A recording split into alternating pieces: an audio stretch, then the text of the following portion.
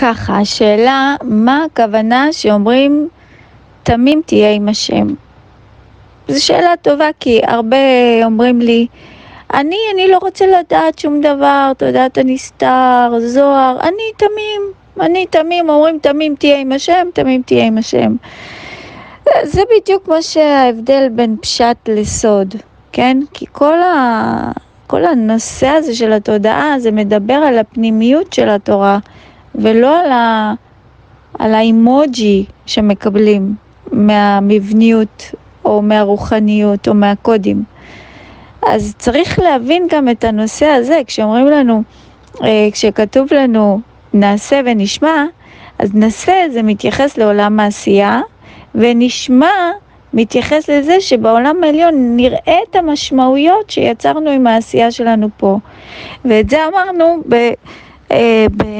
במעמד הר סיני, כי עברנו יציאה חוץ גופית, וראינו איפה הנשמות נמצאות. נשמע זה מלשון נשמה, זה אותם אותיות, רק יש עין והי, וגם א', עין והי, שזה נשמע ואה וה, זה גם כן, אנחנו לומדים את זה בתודעת הנסתר, שזה עומקים בפנימיות, שזה מלבושים של כוחות רוחניים, אבל זה אותו אור שפשוט קיבל את הצורה בצליל, מצבי צבירה בתוך הצליל.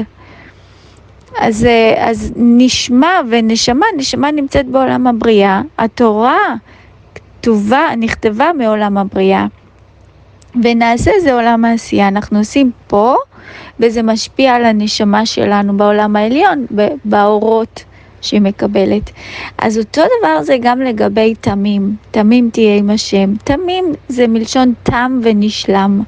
תם ונשלם זה אומר שהאדם הגיע לשלמות התודעה. אז כשאדם אומר לי, אני לא רוצה ללמוד, אני תמים תהיה עם השם, זה הפוך. זה אומר שהוא בכלל לא התחיל אפילו לעשות את המסע של התודעה, והוא גם לא לומד תורה לשמה. גם זה אומרים לי, לא, אני לומד תורה שלא לשמה ויגיע לשמה. לא, תורה לשמה זה להגיע לאחדות ולדבקות בהשתוות הצורה בתכונות של הבורא. עכשיו, אם אדם לא יודע את זה, איך בדיוק הוא לומד תורה? הוא לא לומד תורה, הוא לומד מה שנקרא אנציקלופדיה. הוא לומד. הוא נהיה אדם שלומד הכל בעל פה ויודע בעל פה, אבל זה לא תורה שמשפיעה ומשנה אותו. זה לא תורה. וגם כשכתוב לנו במדרש על תיאור 4 הבנים, וזה נמצא בהגדה של פסח, אז כתוב לנו חכם, רשע, תם ושאינו יודע לשאול. אז תם זה תם ושאינו יודע לשאול, זה אומר שאדם הגיע לשלמות הדעת, והוא מעל תם ודעת, הוא לא צריך לשאול כבר, הוא כבר שב, הוא נמצא בתשובה, אין לו מה לשאול יותר. ורשע זה ראשי תיבות של רוצה של עצמו, זה אגוצנטריות. וחכם זה ספירת חוכמה, חוכמת הייחוד, שרואה שהכל אחד.